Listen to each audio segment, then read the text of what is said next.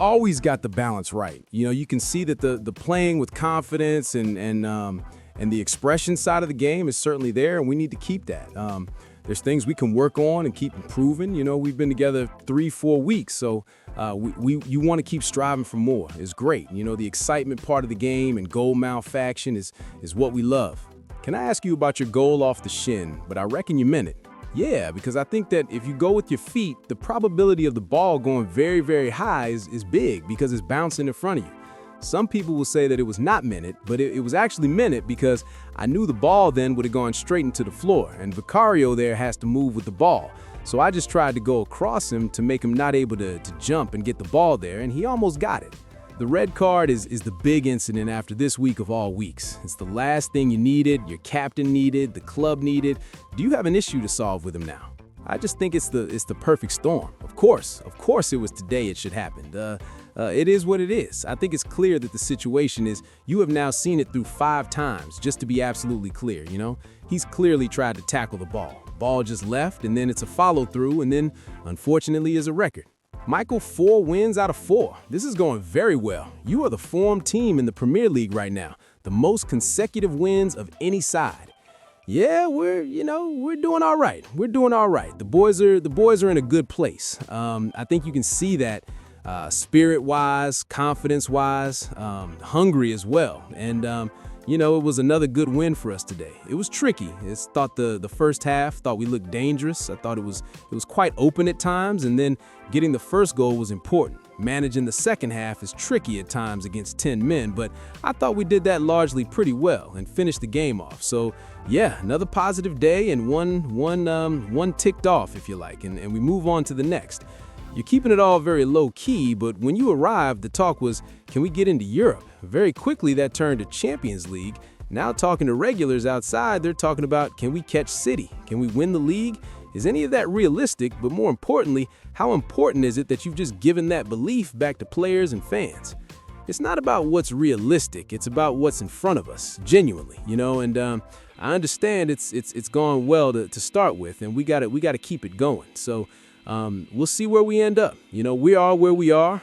We got games to play like everybody else, and we're looking to win as many as we can, So I'm not putting any restrictions on it or looking for a certain place in the league. I'm just looking to be as good as we can be. And then in the end, that'll sort itself out. But at the moment, things are going well. The boys are in a good place, and they're hungry for more.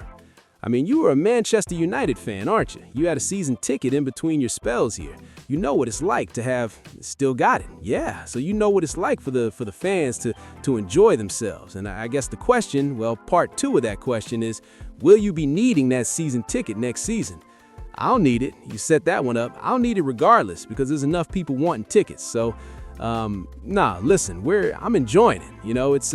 It's a great place to be. And I think for the supporters to be leaving here again excited and bouncing down the street and coming out of the stadium in a good ways is what that's what we strive for, and they should get excited and carried away and dream because that's what it's all about.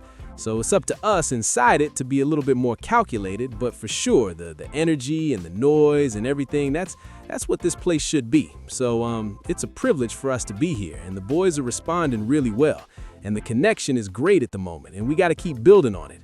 What's it like for you nowadays, walking out and your people being around, patting you on the back, seeing the smiles again, the people you sit next to if you got the season ticket?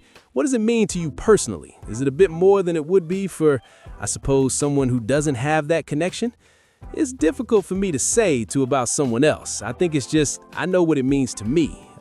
Being here and working here and being able to make a difference here is special. There's no getting away from that. And winning games and feeling that atmosphere and the supporters, can be magical, this place at times, So hopefully there's more. Thomas Frank mentions it. Let's talk about the red card before we get on to Manchester United's performance and series of performances. Christian Romero, and we heard Guy mention it there to Thomas Frank, posted after the game last week where he had to come up at halftime ill, that it was disgraceful that Spurs only had 11 fit players to select from.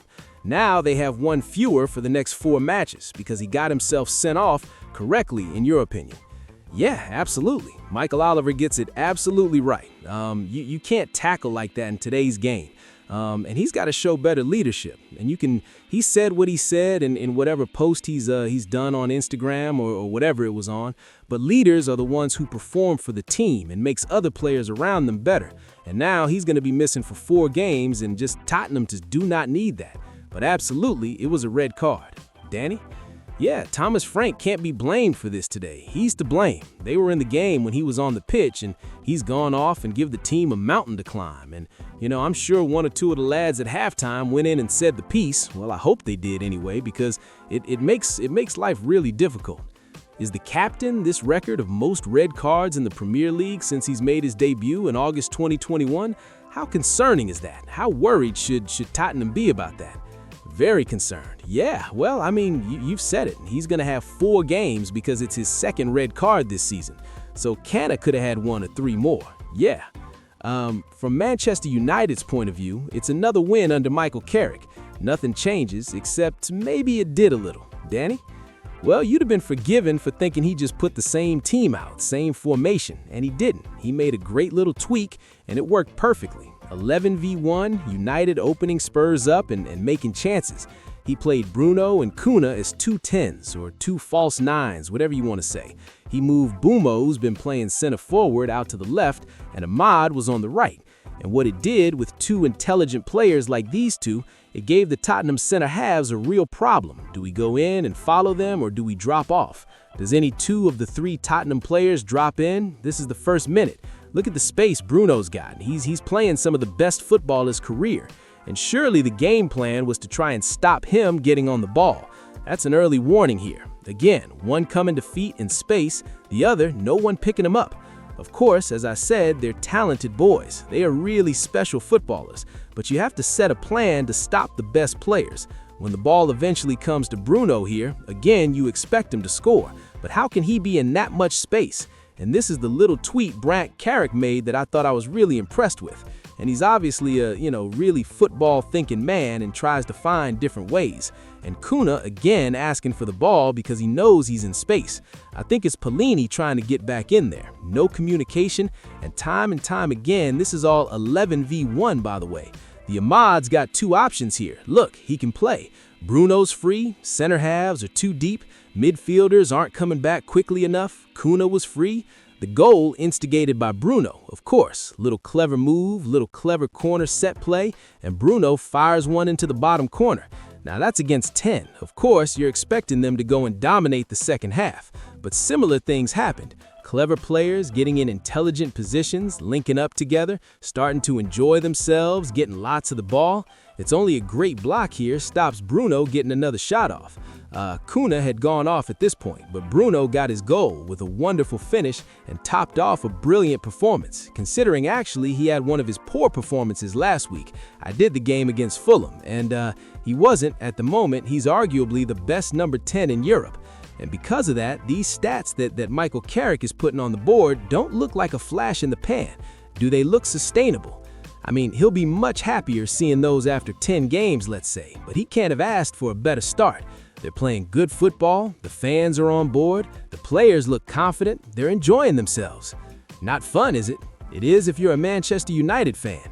Now, I thought it was an open game first half at times. I thought we looked dangerous right from the start of the game, which was really pleasing. Again, had a few kind of issues that where I thought Tottenham played some really good football first half, so we had to solve a few things.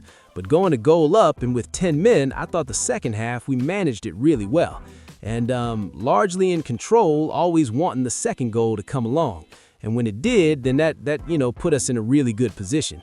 Does their opening goal happen if you've got 11 men on the pitch? No, because that was the area that they could explore. And no, it can always happen. Of course, you can play 10 against 11. But of course, that was the area that then got a little bit more exposed. Romero's obviously been in the headlines this week. You said that the social media matter was dealt with internally, but a red card now today. Do you feel like you've got a player in that dressing room that feels like he's let his teammates down? Yeah, Christian, I think first and foremost, I think there's no intention to make the follow through and make a red. So I think he clearly goes for the ball. Unfortunately, the way the rules is, it's then a red. Christian said, apologized to his teammates in the dressing room. The second red card this season for Christian Romero, 9th in his career. And Thomas Frank just saying there how much it impacted the game.